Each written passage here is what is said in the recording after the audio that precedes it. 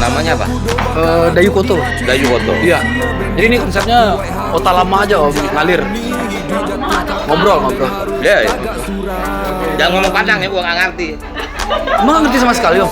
Orang ngomong ngerti, cuman kita jawab nggak bisa. Tapi kalau dengerin orang Tahu, ngomongnya tahu. kasihan sekali orang.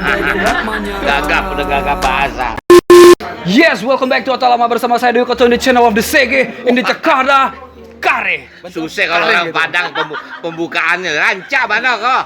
Om bantuin om kare Apa? gitu. Hah? Kare. Gitu. Kare. Woi, Kare itu apa?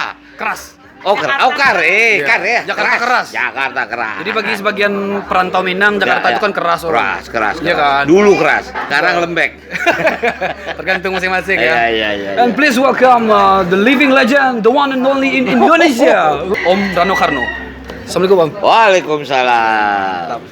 Panggil Om, panggil Abang, Panggil Uda aja lah. Uda aja ya. Kita juga orang Bonjol nih, orang Padang. Bonjol? Cuman nggak bisa ngomong Padang. Bonjol Pasaman. Oh iyalah. Wih. Bapak saya lahir di sana.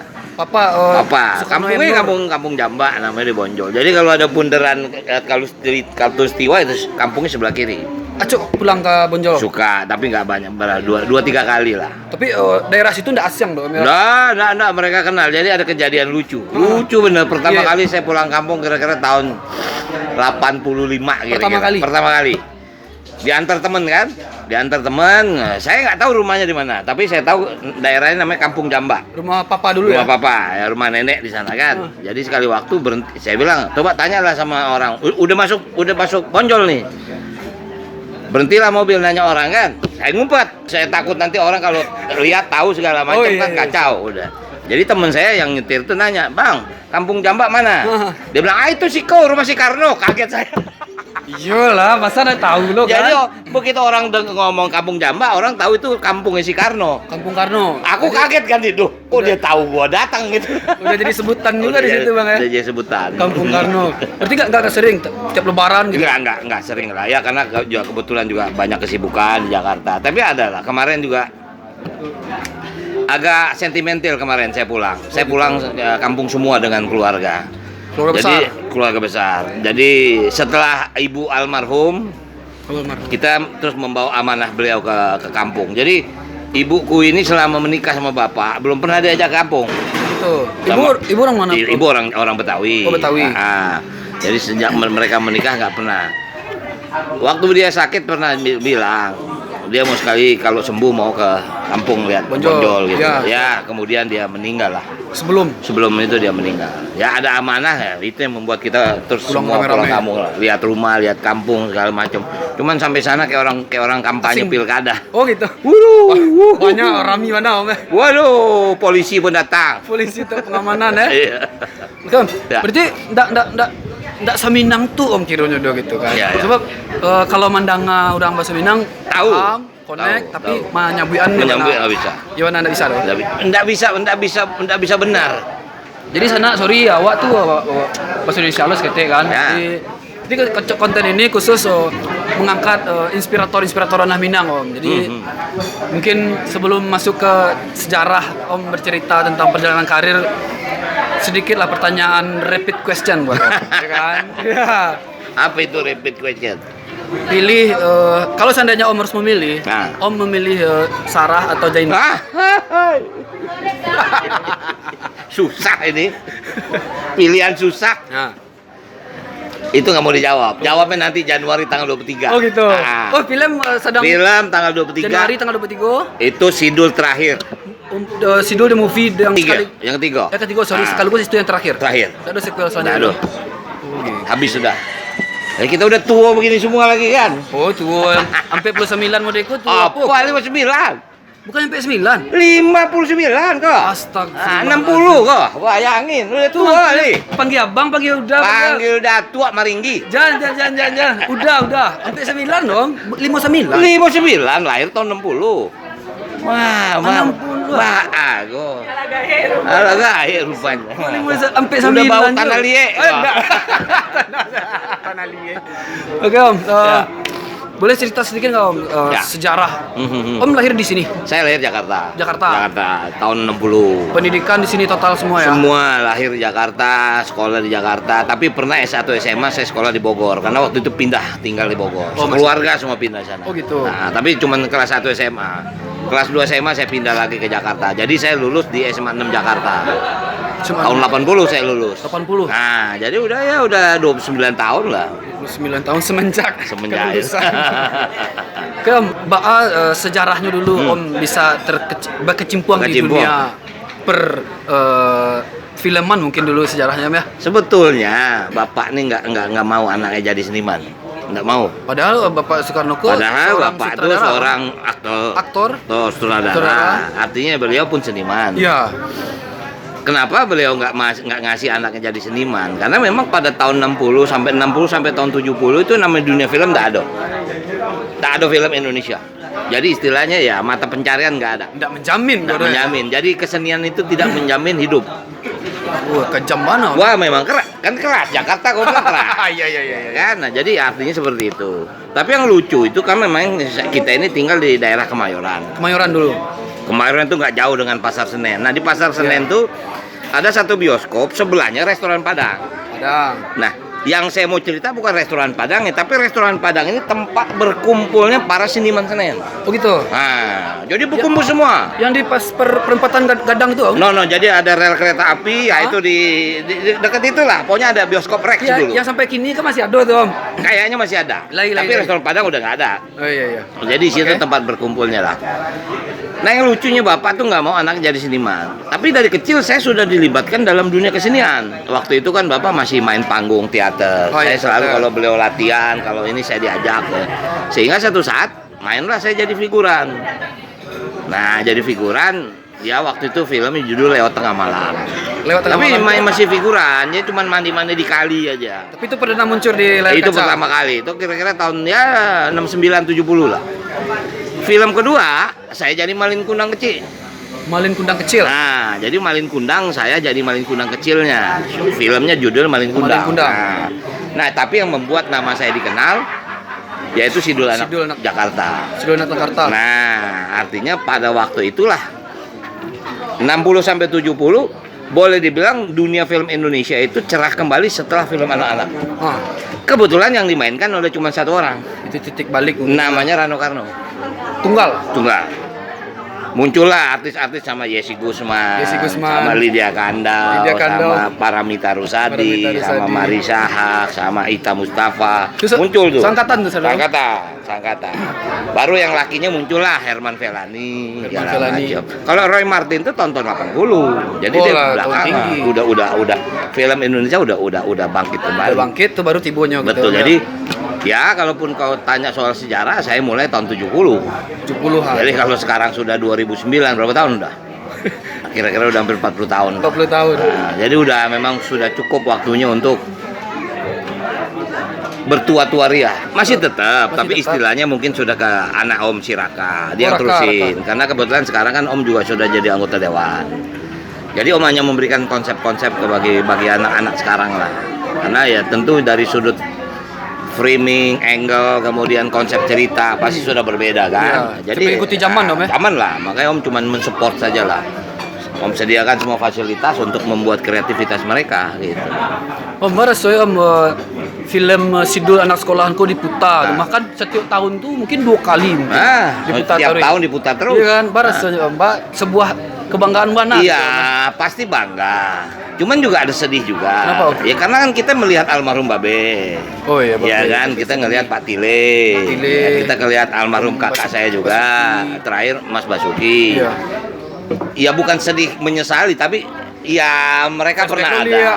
Waduh, saya bilang nih kalau tanpa kehadiran mereka semua, Sidul nggak akan sukses kayak sekarang. Yuk bayangin. Bayangin waktu itu saya menyutradarin 3 orang buta huruf. Pak Tile, Ibu Rodia, istrinya Pak Tile. Oh, Nyak Rodia. Nah, sama Pak Bendot. Nah, itu buta huruf. Naskah dengan sekian panjangnya. Jadi dia kalau ngomong dia tanya, "Dul, gua ngomong apa nih?" Ah, udah ngomong ini, Kong. Habis itu dia ngomongnya sendiri. Improve aja udah. Tapi improve-nya jauh lebih bagus daripada skenario yang saya tulis. Itulah hebatnya Memang orang-orang. kualitas tuh lebih. sacinto apa Om terhadap Minang gitu? Ada amanah almarhum bapak sebetulnya yang dia berikan kepada saya. Cuman saya takut apakah sampai atau tidak. Dia minta sama saya untuk bikin Tuanku Imam Bonjol. Tuanku Imam Bonjol film? Di film, entah sinetron, tapi artinya diangkat. Itu udah lama. Dulu masih zaman Gubernur Pak Aswar Anas. Kemudian berganti. Sampai saya pernah mempelajari tentang Tuanku Imam Bonjol. Pernah saya ketemu dengan penulis yang namanya Miss Bayu Sabiran. Saya minta beliau menulis skenario kan. Minang juga. Minang juga. Tapi nggak Minang, dia orang Banten. Tapi artinya dia paham, memahami lah. Sangat paham. Kemudian dia tanya sama saya waktu itu, Tuanku Imam Bonjol mau dimulai dari mana? Oke. Karena ini kontroversi. Termasuk nggak banyak orang yang akan berani mengangkat ini. Karena itu kan sebetulnya kan sangat sensitif kan. Apa mau dari perang Padri dia bilang. Tapi sebetulnya kalau mau angkat Imam Bonjol itu bukan perangnya, tapi bagaimana konflik internalnya itu. Lebih ke internal. Lebih internal. Wah, pusing saya kan. Udah gitu saya kan jujur, saya nggak terlalu paham. Artinya kalaupun insya Allah saya buat cerita itu, barangkali saya 1 tahun harus tinggal di Bonjol. Harus. Supaya saya bisa tahu bagaimana pelajari, cium tanahnya seperti apa, warnanya seperti apa. Saya jujur sampai itulah saya bilang, orang Padang ngomong saya ngerti, tapi bicara nggak bisa. Itu mungkin adalah kelemahan saya. Yeah. Nah, sama juga misalnya saya pikir, ini kalau saya jadi bikin Tuanku Imam Bonjol, nggak mungkin saya bikin dalam bahasa Indonesia. Harus cakap Minang kan. Nah, cuman kalau cakap Minang apa bisa ditangkap oleh penonton nasional. Okay. Ini kan juga bahkan mungkin internasional. Kan? Ini juga menjadi bagian yang saya pelajari. Makasih ya, Bang. Oke, makasih ya. Thank you ya. Lagi syuting, sorry ya. Oh, nggak apa-apa. Ngobrol betul. Ya, ngobrol santai nih. Dayu Koto. Oke. Kasih Bang. Jadi memang harus saya pelajari. Iya, ya, apalagi maksudnya Om kan praktisi perfilman kok yang sangat aktif sampai kini. Betul. Mangko ndak bangke keminangan kok. Betul. Itu baik itu tokoh atau cerita keseharian gitu. Betul. Tapi lo tahu sampai ini terbawa mimpi. Serius Om? Serius. Mimpinya lebih gila dari ceritanya. Tidak sempat nyata dong. Nah. Mimpinya apa? Saya masuk dalam peperangan perang Padri. Woi, lebih real lah yang dari naskah ya. Saya bilang, ini gila saya bilang nih. Jadi saya mungkin sampai punya ide. Jadi ada ya maaf mungkin saya salah, tapi nggak ada yang merasa turunan dari Tuanku Imam Bonjol yang mempelajari, memperdalam, mencari sejarahnya. Dia nggak ketemu tapi dia masuk dalam kisah itu. Oke. Jadi kayak misal Jumanji itu kan masuk ke dalam itu kan. Ya tiba-tiba masuk saya ke dalam itu kan. Ini dalam kostum perang Padri masuk kan modern anak muda dan gitu. terlibat langsung. Nggak tuh dipanggil sama si Dato ini Tuanku Imam Bonjol. Nih duduk sama Dato. Yuk bayang itu kan imajinasi gila. Iya. Itu kalau saya bikin bisa lebih kontroversi lagi. Iya. Tapi sampai begitu mimpi itu. Kenapa susah-susah? Bikinnya masuk ke dalam.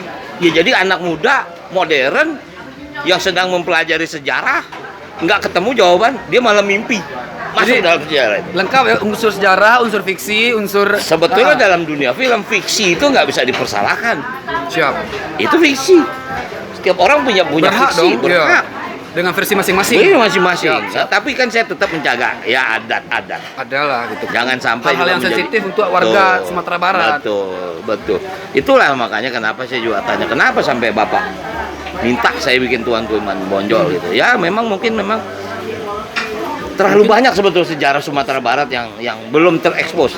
Betul, Bang. Sekarang gini. Sidul anak Betawi atau Sidul anak Jakarta itu yang nulis orang Padang. Bang Jaya apa? Aman Datuk Majuindo. Aman Datuk Majuindo. Nah, itu orang Sumatera Barat. Nah, kau tahu siapa Aman Datuk Majuindo? Siapa? Itu kakeknya Boy Raffi Amar. Boy Raffi Amar. Boy Raffi Amar kau tahu siapa? Ya. Dulu bekas mantan Kapolda Banten, Kapolda itu Kadis Humas dari Polri. Kakeknya. Itu kakeknya, datuknya. Wih. Artinya apa? Coba kalau kita tengok banyak penulis bagus itu banyak dari Sumatera Barat. Negarawan juga dari Sumatera Barat gitu kan. Tapi nggak terekspos besar gitu loh. Iya, betul, Bang. Dibanding yang lain-lain kan. Nah, gini, saya mau kasih kamu satu clue. Oke. Ini kalau kamu nggak angkat sayang. Nggak apa-apa. Ngecek loh bang. Ngebayang nggak ada orang Padang menjadi pematung tingkat nasional? Pematung. Nah. Ya, bisa aja sih bang. Sebab sebagaimana yang terdahulu gitu kan Dia kontribusi. nih udah masuk kategori empu. Oh, Maestro. oke. Sesepuh ya. Sesepuh. Itu namanya Yusman. Yusman. Dia orang Padang, orang Sumatera Barat. Tinggal di Jogja, tapi dia pematung seluruh presiden. Nah, kalau kau bikin YouTube bagus dia. Kayu ya. Batu perunggu. Woi. Yusman. Dia di Jogja. Kau bisa cari aja. Insya Allah mudah-mudahan ada kesempatan ke situ. Salah satu dia bikinin patung aku. Artinya apa? Banyak tokoh-tokoh Sumatera Barat yang tidak tampil. Batu apa nama? Yang nggak tampil, bukan nggak apa. Jadi memang harus mengekspos. Salah satu ini kan salah satu untuk tampil. Jadi aku setuju. Tapi kalau bisa, catatanku eksplor semua Sumatera Barat. Insyaallah. Segmen you jangan cuma di sini, internasional bisa lihat. Apa yang bisa dikunjungi? Apa-apa saja yang Banyak dikunjungi. sekali. Banyak. Sangat banyak. Itu bang kue bang tadi pak. Ya kan, jadi janji 10 menit udah lewat dari 10 menit. Namun sih otak Saking lama. asik itu berapa? Pas 10 menit kan? Iya, cerita lah bang bonus. Nah, lewat ini bayar 2.000. Namun sih otak lama bang ya kan. Ah. Jadi ngobrol enak ngalir. Ya, kan? ya. Oke bang, pandangan bang terhadap perfilman kini lah. Ya. Kan belakangan 1 atau 2 tahun belakang kan ada sosok-sosok lain yang mengangkat film dalam bentuk dalam skala nasional bahkan itu internasional dan mengangkat itu cerita totally Minang kayak Surau dan Sile abang pernah dengar nggak? Tahu. Surau dan Sile terus kayak Van der Witch gitu. Itulah makanya saya katakan tadi banyak penulis-penulis. Tapi bukan berarti wilayah lain tidak ada. Tapi artinya banyak penulis itu orang Sumatera Barat. Dari mulai ya, apa namanya tenggelam kapal Van de Beek, kemudian apa namanya ini yang lagi baru kelar nih Buya Hamka ditulis. Vino ya. Nah, itu adalah penulis-penulis pujangga-pujangga dari Sumatera Barat gitu. Memang mereka penulis-penulis hebat, sangat hebat. Dan dia bisa paham tentang Indonesia. Ya, itu yang bingung. Ya. Dia nggak pernah ke Belanda, tapi dia bisa mengimajinasikan. Dapat gitu ya, ambience segala Betul. macam. Bila-bila sekali bisa pulang dah bang. Insya Allah. Ya. Memang kemarin ya ada mau pulang karena kemarin saya dengar rumah saya yang di sana hanyut. Oh, aduh banjir bandang. Banjir bandang ya. Iya. Waktu 2007 atau 2000 berapa gitu. Ada gambar saya juga kaget. Habis, Loh, Bang? Habis. Wih, Memang rumah kayu. rumah kadang malammu. Bukan rumah kayu. Itu saya mau bangun sebetulnya. Cuman kan kalau di kampung ini nggak ada sertifikat. Iya, itu Semua- perjanjian. Mulu ise kan kalau. semuanya tercatat sama wali nagari. Iya. Jadi Cuman saya bilang nih dasarnya apa? Entah kalau kita bangun rumah di situ tiba-tiba ada orang ada yang kan mengakui kan, susah salah lagi kan. harus Dia bilang ditinjau nggak mana ada. Kalau di sini di kampung ya memang begitulah adatnya. Kalau di kampung enggak pakai susuri dong. Bu Dewi orang Ibu Dewi sih orang Solo. Solo. Bukan Solo ya. Bukan Solo. Solo Jawa. Oke, Bang, sedikit sebelum perbincangan kita akhiri, Abang diwajibkan untuk menyanyikan salah satu lagu Minang. Onde mande. Kewajiban untuk semua gestar. Bago. Apa lagunya mana kita tahu? Indonesia tanah airku. Itu lagu Minang juga. Udah. Oke, makasih. Quote terbaik Abang lah untuk semua subscriber dan viewer saya tentang perjuangan hidup atau para perantau-perantau nih, calon-calon perantau gitu. Oke, yakinlah pasti siapapun akan mencapai sukses. Tapi catatan sukses adalah konsisten. Kalau bahasa keimanan kita istiqomah. Jangan pernah pindah-pindah apa yang Anda ingin raih. Kalau memang ingin raih ini, udah raih. Teguh pendirian. Teguh pendirian, pasti sampai. Jadi nggak akan mungkin perahu itu akan terus terombang-ambing ke laut, dia pasti akan berhenti di pelabuhan. Ada. Itu adalah salah filosofi yang harus dipegang. Seperti saya bisa mencapai sekarang ini ya, setelah kerja 49 tahun. 49 tahun. Dan yakin saya bisa. Nah, dulu almarhum ayah saya ragu. Karena waktu itu mungkin dia merefleksikan kehidupan dia. Oh iya. Bahwa film senian tidak bisa memberikan Jadi makan. anak saya nih jangan sampai gitu ya. Sampai Iya. makanya. Tapi tiba-tiba dengan itu membuat kita menjadi termotivasi. Cuman sayangnya ya saya tidak menyatakan saya berhasil. Tapi di saat saya bisa mencapai hasil ini, saya tidak bisa mempresentasikan kepada ayah karena beliau udah nggak ada. Itu aja. Cuma Jadi lewat doa doang. sekali lagi teguh pendirian. Ya. Jadi yakinlah akan sampai. Insyaallah. Amin. Jadi mudah-mudahan perbincangan kita bersama Uda Rano Karno ini Uda Dul ya, Uda Dul. Kalau Mas Bobo sana Uda sih panggil ya, Uda Dul ya, lebih familiar, lebih mantap. Semoga perbincangan kita bermanfaat, bisa ambil hikmahnya, berkah untuk sana, berkah untuk Ambo, berkah untuk Uda Rano. Akhir kata, assalamualaikum warahmatullahi wabarakatuh. Waalaikumsalam. Bang, menyanyi lah sedikit. Alah, onde.